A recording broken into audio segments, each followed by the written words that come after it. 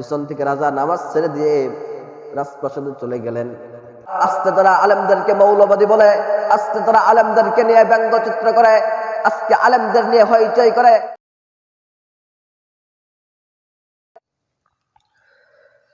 আসসালামু আলাইকুম ওয়া রাহমাতুল্লাহি ওয়া বারাকাতুহু।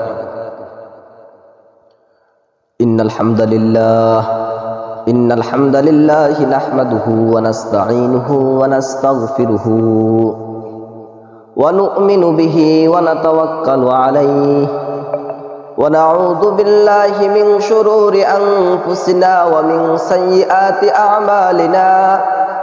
মান ইয়াহদিল্লাহু ফালা মুদিল্লা লাহু ওয়া মান ইউদ্লিলহু ফালা হাদিয়া লাহু।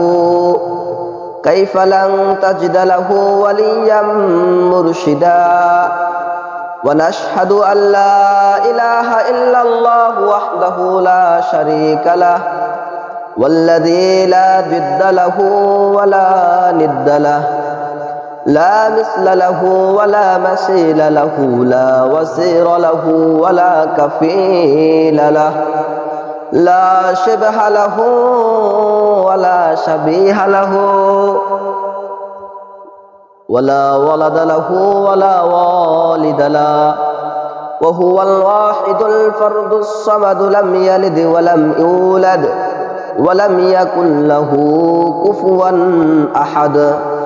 ওয়া নাশহাদু আন্না সাইয়্যিদানা ওয়া নাবিয়্যানা ওয়া হাবিবানা ওয়া বাশীরানা ওয়া নাযীরানা وطبيبنا وطبيب أرواحنا وحبيبنا وحبيب ربنا محمدا عبد الله ورسوله أرسله بالحق بشيرا ونذيرا وداعيا إلى الله بإذنه وسراجا منيرا.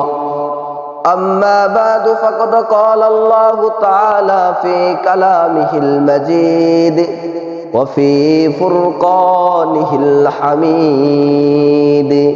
أعوذ بالله من الشيطان الرجيم. بسم الله الرحمن الرحيم. لقد خلقنا الإنسان في أحسن تقويم.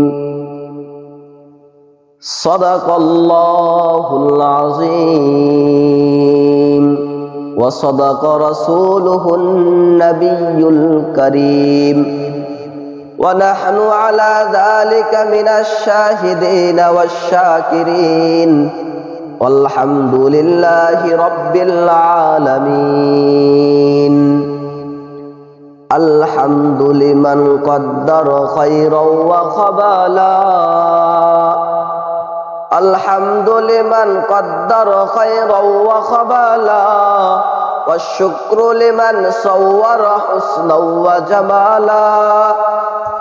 فرد صمد عن صفات الخلق بريء. فرد صمد عن صفة الخلق بريء. رب أزلي خلق الخلق كمالا. الآن كما كان ولم يلق زوالا. صدق الله العظيم. الحمد لله. আল্লাহ তাবারক ওয়া তাআলার দরবারে লাখো কোটি শুকর ও সুজুদ যে আল্লাহ সুবহানাহু ওয়া তাআলা আমাকে আপনাকে দয়া করিয়া অত্যন্ত মেহেরবানি করিয়া গভীর রজনীতে নিদ্রা থেকে বিরত রাখিয়া কুরআনের মাহফিলে আসিয়া বসার জন্য তৌফিক এনায়েত করেছেন। এজন্য সকলে জবান খুলে কালিমাতু শুকুর আদায় করি আলহামদুলিল্লাহ। আমি পবিত্র কালামুল্লাহ থেকে ছোট্ট একটি আয়াতে কারিমা তেলাওয়াত করেছি। আল্লাহ সুবহানাহু ওয়া তাআলা যদি এই অদমকে তৌফিক দেয় তাহলে এর উপরে কিছু আলোচনা করার জন্য চেষ্টা করব ইনশাআল্লাহ। আজকে আমার আলোচনার মূলনীতি হলো একটি। কয়টি? আজকে আমার আলোচনার মূলনীতি হলো মানুষ সৃষ্টির রহস্য। ইনশাআল্লাহ এর উপরে আমি কিছু আলোচনা করব। মানুষ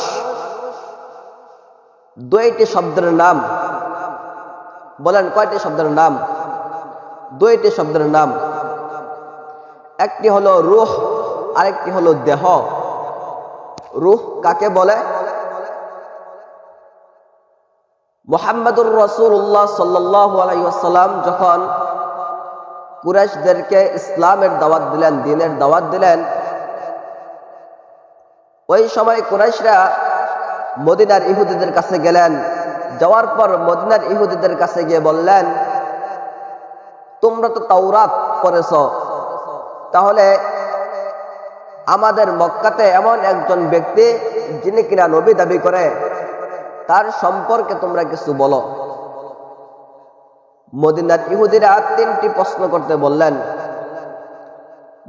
তোমরা মুহাম্মদুর রাসূলুল্লাহ সাল্লাল্লাহু আলাইহি ওয়াসাল্লামকে গিয়ে জিজ্ঞাসা করবে তিনটি প্রশ্ন।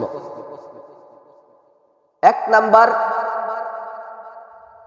ওই ব্যক্তির অবস্থা সম্পর্কে, যে ব্যক্তি পৃথিবীর পূর্ব থেকে পশ্চিম পর্যন্ত ভ্রমণ করেছেন। দুই নাম্বার প্রশ্ন হলো, ওই যুবকদের কথা জিজ্ঞাসা করবে যে যুবকরা শহর ছেড়ে চলে গিয়েছিল। তিন নাম্বার প্রশ্ন করবে রূহ সম্পর্কে, রূহ কি? মদিনার ইহুদিরা যখন মক্কাতে আসলেন, মনে বড় আনন্দ। তারা আনন্দ নিয়ে মুহাম্মদুর রাসূলুল্লাহ সাল্লাল্লাহু আলাইহি ওয়াসাল্লামের দরবারে আসলেন। মনে বড় আনন্দ, আজকে মুহাম্মদকে প্রশ্ন করব, আর মুহাম্মদ উত্তর দিতে পারবে না। তিনি মুহাম্মদুর রাসূলুল্লাহকে প্রশ্ন করলেন, রূহ কি? রূহ কাকে বলে? যখন তিনটি প্রশ্ন করলেন, তিনটি প্রশ্ন করার পর মুহাম্মদুর রাসূলুল্লাহ বললেন যে আমি আগামীকাল বলে দেব। তিনি ইনশাআল্লাহ বলতে ভুলে গেলেন। আগামীকাল হয়ে গেল, কিন্তু কোনো ওহী আসলো না।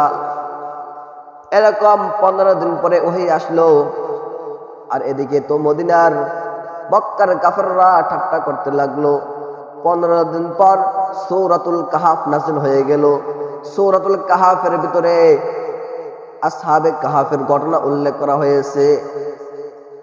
আর যখন তাদেরকে রূহ সম্পর্কে প্রশ্ন করা হলো, রূহকে, তখন আল্লাহ সুবহানাহু ওয়া তাআলা পবিত্র কালামুল্লাহ শরীফে বলে দিলেন, আসআলুনাকা আনির রূহ, তারা আপনাকে রূহ সম্পর্কে প্রশ্ন করে, আপনি বলে দিন, কুলির রূহু মিন আমরি রাব্বি ওয়া মা উতিতুম মিন ইলমিন ইল্লা কলিলা। আপনি বলে দিন, রূহ হলো আমার প্রতিপালকের পক্ষ থেকে একটি আদেশ। রূহকে, রূহ একটি আদেশ। যখন আদেশ হবে তখন আমার ভিতরে রূহ চলে আসবে, আবার যখন আল্লাহর হুকুম হবে আমার ভিতর থেকে রূহ চলে যাবে। আল্লাহ সুবহানাহু ওয়া তাআলা আদমকে সৃষ্টি করেন। সৃষ্টি করার পর আদমের দেহখানা পুতুলের মতন আকৃতি। আদমের দেহখানা 40 বছর পর্যন্ত রেখে দিলেন। আদমের দেহ দেখে সমস্ত ফেরেশতারা ঘাবড়ে গেল। ইবলিস বলে, হায় তোমরা এই একটি পুতুল দেখে কেন ঘাবড়াচ্ছ? ইবলিস বলে, দেখো, ওই পুতুলের মুখ দিয়ে প্রবেশ করে ইবলিস পুতুলের পিছন দিয়ে বের হয়ে বলে, দেখো এর ভিতরে ফাঁকা, এটা নিয়ে কোনো ঘাবড়ানোর কোনো দুশ্চিন্তা নাই। আমি যদি এর উপর বিজয়ী হই তাহলে একে আমি ধ্বংস না করে ছাড়ছি না। ইবলিস এই কথা যখন বলল, আর তারপর যখন আল্লাহ তাআলা আদমের দেহের ভিতরে রূহ ফুঁকে দিলেন, রূহ দিয়ে দিলেন, তখন আদম কথা বলে। আদমকে আল্লাহ সুবহানাহু সব কিছু শিক্ষা দিয়ে দিলেন। যাই হোক, আমি বলতেছিলাম রূহ কাকে বলে, রূহ কোথা থেকে সৃষ্টি হয়েছে। 2 নাম্বার হলো মানুষ সৃষ্টি হয়েছে 2 জিনিস দিয়ে। একটি হলো দেহ, আরেকটি হলো আত্মা। রূহ যখন মানুষের ভিতরে রূহ থাকে না, আত্মা থাকে না, তখন মানুষ মৃত থাকে। যখন এই দুনিয়াতে আমার রূহ ছিল না, তখন আমি মৃত ছিলাম। আবার যখন দুনিয়াতে আমি থাকবো, আমার রূহখানা চলে যাবে, তখন আবার আমি লাশ হয়ে যাব। লাশ, লাশ মানে কি? মুফাসসিরে কেরাম বলেন, লাশ শব্দটি আরবি দুটি শব্দ মিলে হয়েছে। এক নাম্বার শব্দ হলো লা, দুই নাম্বার শব্দ হলো শাইউন। অর্থাৎ লা অর্থ না, শাইউন অর্থ জিনিস। অর্থাৎ লা শাইউন, কোন জিনিস না। লাশ এটা কোন জিনিস না। আজকে তুমি দুনিয়াতে অহংকারে করতেছো, তোমার ভিতর থেকে যখন রূহটা চলে যাবে, তুমি তখন আবার দুর্বল হয়ে যাবে। তোমার আজকে 3 তলা ফ্ল্যাট বাড়ি আছে, যখন তোমার ভিতর থেকে রূহখানা বের হয়ে যাবে, তোমার দেহখানা 3 তলার বিল্ডিং এ থাকবে না। তোমার দেহখানা, তোমার আত্মীয় স্বজন ছেলে মেয়েরা বলবে, এই লাশটাকে বাহির করো, যত তাড়াতাড়ি সম্ভব ঘর থেকে তোমার লাশটা বের করে দিবে। আজকে তুমি চেয়ারম্যান, মেম্বার, এমপি, মন্ত্রী, তুমি আজকে যা কিছু হও না কেন, যখন তোমার ভিতর থেকে রূহটা চলে যাবে, তুমি লাশ হয়ে যাবে। আর এই লাশের কোনো দাম নেই। বলেন তো, লাশের কোনো দাম আছে? নাই। লাশ এর কোনো দামই নাই। লাশ এর কোনো জিনিস, এটা কোনো জিনিসই না, এর কোনো দামই নেই। আল্লাহ সুবহানাহু ওয়া তাআলা যখন এই লাশটা সৃষ্টি করলেন, আর লাশের ভিতরে যখন দেহ দিয়ে দিলেন, রূহ ফুঁকে দিলেন, দুইটি জিনিস সমন্বয় হয়ে গেল মানুষ।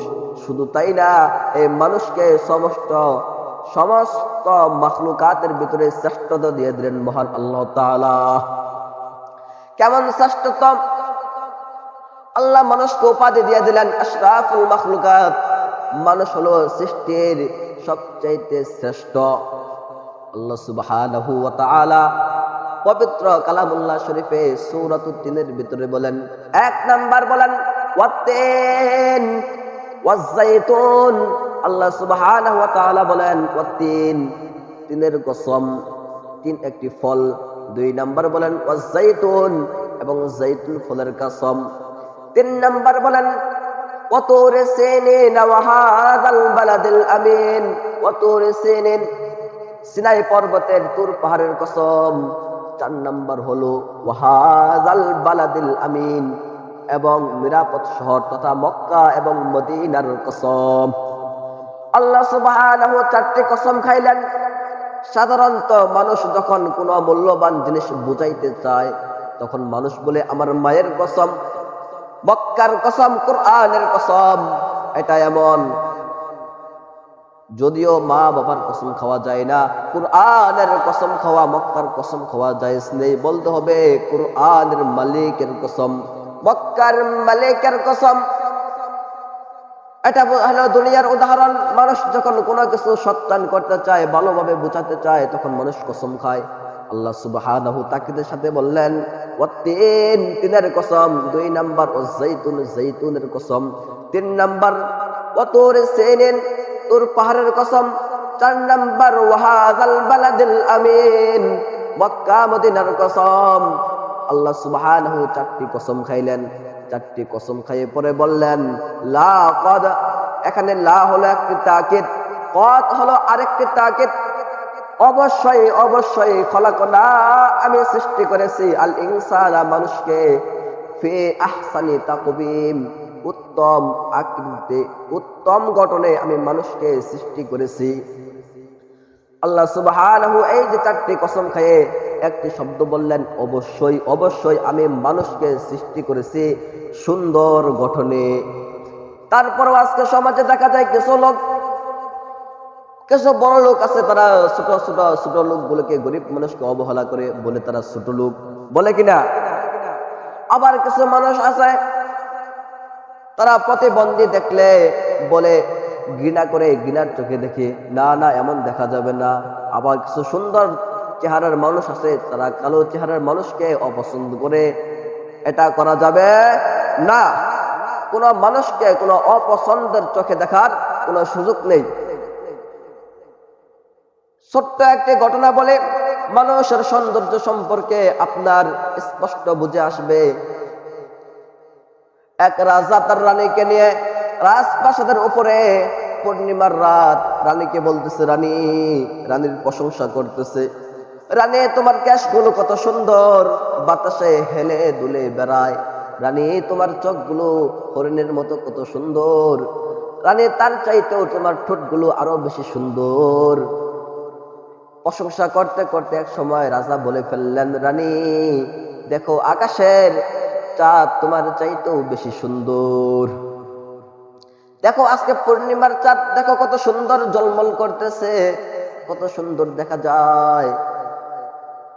রানীর মনে একটু কষ্ট লেগে গেল, কারণ কোন স্ত্রীর সামনে, কোন মহিলার সামনে যদি আপনি আরেকটি মহিলার প্রশংসা করেন, স্ত্রীর মনে খারাপ লাগবে। আপনার বেবের সামনে যদি আপনি বলেন পাশের বাড়ির সকিনার চেহারা অনেক সুন্দর, পাশের বাড়ির গোলাপের রান্না অনেক ভালো, আপনার স্ত্রীর মনে কষ্ট লাগবে, এমন কথা বলা যাবে না। রানীর মনে কষ্ট, রানী বলে ফেললেন, ও রাজা সাহেব, ওই চাঁদের চাইতে আমি রানী বেশি সুন্দর। রাজা বলে, তাই নাকি? ওই চাঁদের চাইতেও তুমি বেশি সুন্দর কি করে? কে করে যুক্তি দাও। এখন যুক্তি দিতে পারে না। এখন রাজা বলতেছে, আমি তোমাকে যুক্তি দেই। তোমাকে যদি সুন্দর করে সাজিয়ে, তোমার শরীরে যদি অলংকার পরিয়ে, তোমাকে যদি ঢাকার বড় বিউটি পার্লার থেকে সাজিয়ে তোমাকে যদি রাজপ্রাসাদের ভিতরে নিয়ে যাওয়া হয়, আর এত সুন্দর চেহারাকে তোমার রুমের ভিতরে রাখার পর যদি রুমের লাইটগুলো অফ করে দেওয়া হয়, তাহলে তুমি রানী এত সুন্দর, তোমাকে তো আর দেখা যাবে না। আর যদি পূর্ণিমার চাঁদখানা দেখো, রাত কত অন্ধকার, অন্ধকারের ভিতরে পূর্ণিমার চাঁদখানা ঝলমল ঝলমল করতেছে, দেখো কত সুন্দর দেখা যায়। অন্ধকারের ভিতরে যে আলো দেয় সে হলো প্রকৃত সুন্দর, আর অন্ধকারের ভিতরে যাকে দেখা যায় না সে তো সুন্দর না। এখন রানী তো যুক্তিতে হেরে গেল। হেরে যাবার পর রানী রাজপ্রাসাদে চলে গেলেন, মনে বড় ব্যথা, আজকে আমি রাজার কাছে হেরে গেলাম, আজকে আমার প্রশংসা কম হয়ে গেল, আমার চাইতে নাকি চাঁদ সুন্দর। মনে বড় ব্যথা নিয়ে যখন রাজপ্রাসাদে চলে গেল, তখন মাথায় ছোট্ট একটি বুদ্ধি আসলো।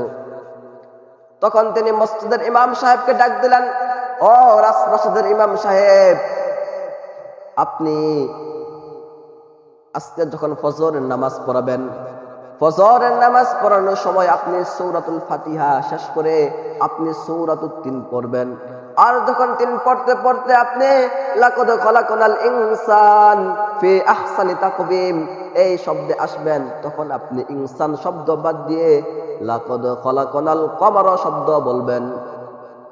ইমাম সাহেব বলতেছে, এইভাবে যদি আমি নামাজ পড়ি আমার নামাজ তো হবে না। রানী বলতেছে, আমি আপনাকে বলছি তো আপনি করবেন, যদি আপনি আমার কথা মতো না চলেন তাহলে আপনার চাকরি শেষ। এখন ইমাম সাহেব বেচারি বিপদে পড়ে গেছে। আজকে বাংলার জমিনে হাজারো মসজিদ আছে, শত শত মসজিদ আছে, যে সমস্ত মসজিদগুলো চলে মসজিদের সভাপতির হুকুমে, মসজিদের সেক্রেটারির হুকুমে। আজকে মসজিদে ঘুষ খাইতেছে, মসজিদের সেক্রেটারি ঘুষ খায়। ইমাম সাহেব যদি ঘুষের ব্যাপারে কথা বলে তাহলে ইমাম সাহেবের চাকরি শেষ। আজকে মসজিদের সভাপতি ঘুষ খাইতেছে, বেনামাজি যদি ইমাম সাহেব বেনামাজি সম্পর্কে বয়ান দেয়, ইমাম সাহেবের চাকরি শেষ।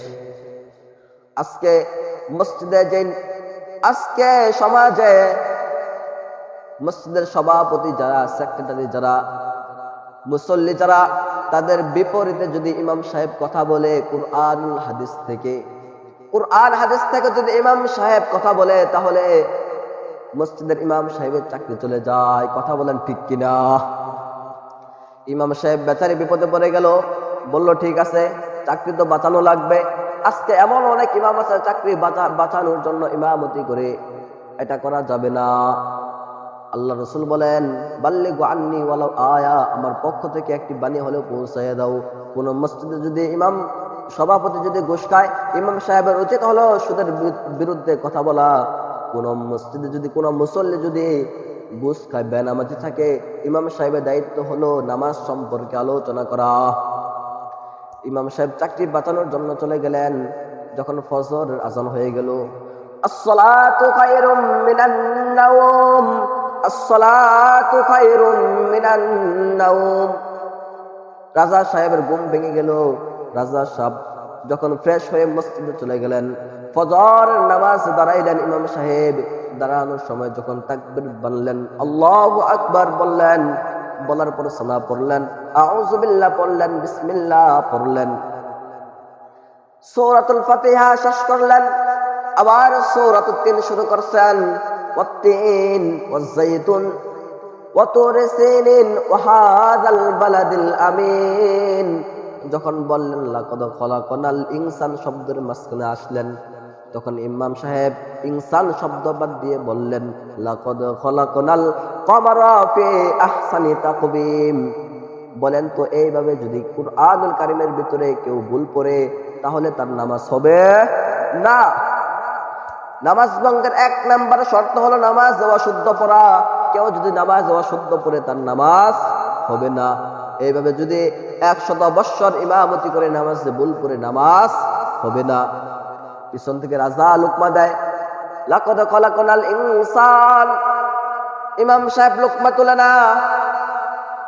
আবার দ্বিতীয়বার রাজা লুকমা দেয়, লাকাদ খলাকনাল ইনসান। ইমাম সাহেব লুকমা তুলে না। কি এক আজীব জিনিস। তৃতীয়বার আবার লুকমা দেয়, লাকাদ খলাকনাল ইনসান। ইমাম সাহেব কোনো লুকমা তুলে না। ইমাম সাহেব যখন এইভাবে নামাজ পড়ালেন, পিছন থেকে রাজা নামাজ ছেড়ে দিয়ে রাজপ্রাসাদে চলে গেলেন। চলে যাওয়ার পর নামাজ শেষ করে ইমাম সাহেবকে ডাকলেন, ইমাম সাহেব, আপনি আজকে ফজরের নামাজ সূরাতুত তিন পড়েছেন আর আপনি লুকমা খেয়েছেন। আমি পিছন থেকে লুকমা দিলাম, কিন্তু আপনি আমার লুকমা গ্রহণ করলেন না। কারণ ভুল হতেই পারে। আল্লাহ রাসূল বলেন, কুল্লু বানি আদম খাত্তা। প্রত্যেক আদম সন্তান হলো গুনাহগার। নামাজের ভিতরে ভুল হওয়া এটা কোনো অস্বাভাবিক বিষয় না। নামাজের ভিতরে ভুল হতেই পারে। তাই বলে কি আপনি পিছন থেকে আমি লুকমা দিলাম, তাই বলে কি আপনি আমার লুকমা গ্রহণ করবেন না? বরং আপনি যখন নামাজের ভিতরে ভুল করেছেন, রদবদল করেছেন কুরআনুল কারীমের ভিতরে, সুতরাং আপনার চাকরি শেষ। এখন ইমাম সাহেব বেচারি চলে যাইতেছে, পেছন থেকে রানী ডাক দেয়, ও ইমাম সাহেব দাঁড়ান, আপনার কি হয়েছে? ইমাম সাহেব বলে, আমার চাকরি শেষ। রানী বলতেছে রাজাকে, ইমাম সাহেব কি করেছে? রানী বলতেছে, সে আজকে নামাজের ভিতরে ভুল করেছে, আর ভুল করেছে আমি লুকমা দেই, কিন্তু সে লুকমা তুলে নাই। রানী বলতেছে, সে কি ভুল করেছে? রাজা বলতেছে, সে লাকাদ খলাকনাল ইনসান শব্দ বাদ দিয়ে কমানো শব্দ যোগ করেছে। আল্লাহ সুবহানাহু ওয়া তাআলা পবিত্র কুরআনুল কারীমের ভিতরে বলে দিয়েছেন, লাকাদ খলাকনাল ইনসান ফি আহসানি তাকবীম। সুতরাং কুরআনুল কারীমের ভিতরে কিয়ামত পর্যন্ত একটি শব্দ তো দূরের কথা, একটি হরফ তো বহু দূরের কথা, একটি হরকত পর্যন্ত, একটি জের জবর পর্যন্ত কারো রদ বদল করার ক্ষমতা নেই। এজন্য আমি ইমাম সাহেবকে বিদায় দিয়ে দিলাম। রানী বলতেছে, তাই নাকি? গতকাল রাত্রে আপনি তো বললেন যে আমার চাইতে চাঁদ বেশি সুন্দর। কারণ লাকাদ খলাকনাল ইনসান ফি আহসানি তাকবীম। আল্লাহ তাআলা বলেন, আমি অবশ্যই অবশ্যই মানুষকে সুন্দর করে সৃষ্টি করেছি। আর আপনি গতকাল রাত্রে বললেন আমার চাইতে চাঁদ নাকি বেশি সুন্দরী। রাজা এবার রানীর কাছে হেরে গেল, মাথাটা নত করে দিল। এজন্য বুঝতে হবে ভাই, আল্লাহ সুবহানাহু ওয়া তাআলা আমাকে শ্রেষ্ঠত্ব দিয়েছে, সবচেয়ে সুন্দর করে তৈরি করেছে। এর কারণ কি? আজকে আমার বিষয় হলো মানুষ সৃষ্টির রহস্য। দুনিয়াতে আপনি যা কিছু সৃষ্টি করবেন এর ভিতরে একটি রহস্য থাকে। আপনি যদি গড়ি সৃষ্টি করেন এর ভিতরে একটি রহস্য হলো এর সময় দেখবেন। আপনি একটি বিল্ডিং বানিয়েছেন, এর ভিতরে রহস্য হলো আপনি এখানে জীবনযাপন করবেন। আপনি মসজিদ করেছেন, এর ভিতরে রহস্য হলো আপনি মসজিদে ইবাদত করবেন। আপনি মাদ্রাসা সৃষ্টি করেছেন, মাদ্রাসা তৈরি করেছেন, এর ভিতরে রহস্য হলো আপনি মাদ্রাসায় লেখাপড়া করবেন বা করাবেন। তালেবে ইলমরা এখানে লেখাপড়া করবে। প্রত্যেকটা জিনিসের পিছনে একটি রহস্য আছে, প্রত্যেকটি সৃষ্টির পিছনে একটি রহস্য আছে। সুতরাং যে আল্লাহ সুবহানাহু ওয়া তাআলা আমাকে আপনাকে এত সুন্দর করে সৃষ্টি করলেন, এর পিছনের রহস্য কি? আজকে কিছু মানুষ মনে করে আল্লাহ নাই, আল্লাহ নাই, মানুষ একা একা সৃষ্টি হয়েছে। আবার কিছু মানুষ এমন আছে তারা মনে করে আল্লাহ আমাদেরকে এমনি সৃষ্টি করছেন। আল্লাহ সুবহানাহু ওয়া তাআলা পবিত্র কুরআনুল কারীমে সুন্দর করে বলে দিয়েছেন, আফাহাসিবতুম আন্নামা খালাকনাকুম আবাসাও ওয়া আন্নাকুম ইলাইনা লা তুরজাউন। আল্লাহ তাআলা বলেন, আফাহাসিবতুম, তোমরা কি ধারণা করো, আন্নামা খালাকনাকুম আবাসা, আমি তোমাদেরকে অনর্থক সৃষ্টি করেছি, এটাকে তোমরা ধারণা করো, ওয়া আন্নাকুম ইলাইনা লা তুরজাউন, অথচ তোমরা আমার কাছেই ফিরে আসবে। বলেন তো, মানুষ মারা যাওয়ার পর কোথায় যাবে? আল্লাহ তাআলার কাছেই যাবে। তোমরা কি এই ধারণা করো? এর উত্তর আল্লাহ সুবহানাহু ওয়া তাআলা সূরাতুজ যারিয়ার ভিতরে দিয়ে দিয়েছেন, ওয়া মা খালাকাতুল জিন্না ওয়াল ইনসা ইল্লা লিয়াবুদুন। আমি মানুষ জাতি এবং জিন জাতিকে সৃষ্টি করেছি একমাত্র আমি মহান আল্লাহ রাব্বুল আলামিনের ইবাদত করার জন্য। এজন্য আমার আপনার দায়িত্ব হলো আমার মালিককে খুশি করা, আমার মালিককে রাজামন্দ করা। আর সমস্ত মাখলুকাতকে সৃষ্টি করা হয়েছে আমার সন্তুষ্টির জন্য, আমার উপকারের জন্য। আজকে মানুষ দুনিয়ার রাজা বাদশাকে মালিক মনে করে, দুনিয়ার এমপি মন্ত্রীকে মালিক মনে করে। আজকে মানুষ বড় লোককে মালিক মনে করে, টাকা পয়সাকে মালিক মনে করতেছে। না না না, এটা হলো ক্ষণস্থায়ী। আল্লাহ রসুল বলেন, ইসমা শি'তা ফাইন্নাকা মাইয়িতুন, ইসমা শি'তা ফাইন্নাকা মাইয়িতুন। দুনিয়াতে তুমি বসবাস করো, জীবন যাপন করো যতদিন তোমার চাই, ফাইন্নাকা মাইয়িতুন, শেষে তোমাকে একদিন মরতে হবে। ওয়া আহবিব মা শি'তা ফাইন্নাকা মুফারিকুহু, আর যার সাথে তোমার মন চায় তোমার ভালোবাসা করে নাও, যার সাথে তোমার মন চায় তার সাথে তুমি সম্পর্ক করে নাও। তুমি আজকে একজন ভালো মানুষের সাথে সম্পর্ক করতে পারবে, আবার খারাপ মানুষের সাথেও সম্পর্ক করতে পারবে। যার সাথে তোমার মনে চায় তার সাথে তুমি সম্পর্ক করে নাও, কিন্তু জেনে রাখো ফাইন্নাকা মুফারিকুহু, একদিন তার থেকে পৃথক হতে হবে। আল্লাহর রাসূল বলেন, ওয়া'মাল মা শি'তা ফাইন্নাকা তুজজা বিহি, যতদিন যত আমল তোমার করার মনে চায় করে নাও, যত নামাজ তোমার পড়তে মনে চায় পড়ে নাও, ভালো আমল করতে মনে চায় করে নাও, খারাপ আমল করতে মনে চায় করে নাও, কিন্তু শেষে একদিন এর প্রতিদান তোমাকে পেতে হবে, তোমাকে এর প্রতিদান শেষে একদিন দেয়া হবে।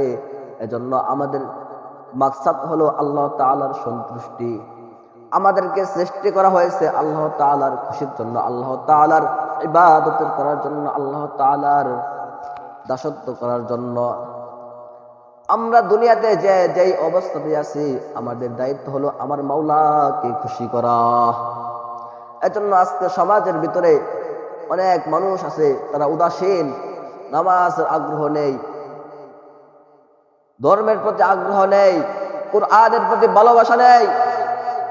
আবার এমন কিছু মানুষ আছে যাদের অন্তরে তো কুরআনের আসক্তি নেই, মসজিদ মাদ্রাসার মহব্বত নেই, হুজুরদের মহব্বত নেই, আলেমদের মহব্বত নেই, বরং তাদের ভিতরে, তাদের অন্তরের ভিতরে আজকে কুরআন বিদ্বেষী, আজকে তারা মুসলমানের ঘরে জন্ম নিয়ে আজকে কুরআনের বিরুদ্ধে কথা বলে, আজকে হাফেজ আলেমদেরকে নিয়ে কথা বলে, আজকে মসজিদ মাদ্রাসার বিরুদ্ধে কথা বলে। আমি তোমাদেরকে বলতে চাই, আজকে যারা কুরআনকে নিয়ে ব্যঙ্গচিত্র করো, আজকে যারা মসজিদ মাদ্রাসাকে নিয়ে কটূক্তি করো, আজকে যারা হুজুরদেরকে দেখলেই টিটকারি পারো, চকটিপ পারো, তোমরা জেনে রাখো তোমাদের জন্য রয়েছে লাঞ্ছনাময় শাস্তি। এজন্য বাংলার জমিনে 90% মুসলমানের দেশে, এই মসজিদ মাদ্রাসার দেশে কুরআনুল কারীমকে নিয়ে ব্যঙ্গচিত্র করতে কাউকে দেয়া হবে না, আলেমদেরকে নিয়ে কটূক্তি করার, চকটিপ করার কাউকে দেয়া হবে না। আজকে যারা আলেমদেরকে মৌলবাদী বলে, আজকে যারা আলেমদেরকে নিয়ে ব্যঙ্গচিত্র করে, আজকে আলেমদের নিয়ে হইচই করে। আজকে তোমাদেরকে বলতে চাই, আজকে আমার বাংলাদেশের ভিতরে আজকে যারা আমার দাড়ি নিয়ে টান দিবে, আজকে যারা আমার সুন্নতের টুপি নিয়ে কথা বলবে, আজকে আমরা তোমাদের ছাড়বো না, তোমাদেরকে জুতা পিটা করে বাংলার জমিন থেকে বের করে দেবো। কথা বলেন ঠিক কিনা? এজন্য আল্লাহ সুবহানাহু ওয়া তাআলা আমাদের সকলকে মসজিদ, মাদ্রাসা, কুরআন, হাফেজ, আলেম তাদের সাথে মহব্বত করার তৌফিক দিক, এবং সব সময় যেন আমরা আমাদের উদ্দেশ্য থেকে ফারাক হয়ে না যাই। আমাদের উদ্দেশ্যকে, আমাদের সৃষ্টির রহস্যকে, এক নম্বর রহস্য হলো আমাদেরকে সৃষ্টি করা হয়েছে মাওলার গোলামি করার জন্য। এই উদ্দেশ্য থেকে যেন আমরা কেউ আমাদের মেন মাকসাদকে হারিয়ে না ফেলি। এজন্য আল্লাহ সুবহানাহু ওয়া তাআলা আমাদের সকলকে কুরআন অনুযায়ী, রাসূলের সুন্নাহ অনুযায়ী আল্লাহ তাআলার হুকুম আহকাম মানিয়া জিন্দেগি গড়ার তৌফিক দান করুক। সকলে বলে আমিন। ওয়া আখিরু দাওয়ানা আলহামদুলিল্লাহি রাব্বিল আলামিন ওয়া মা আলাইনা ইল্লাল বালাগ। আসসালামু আলাইকুম ওয়া রাহমাতুল্লাহ।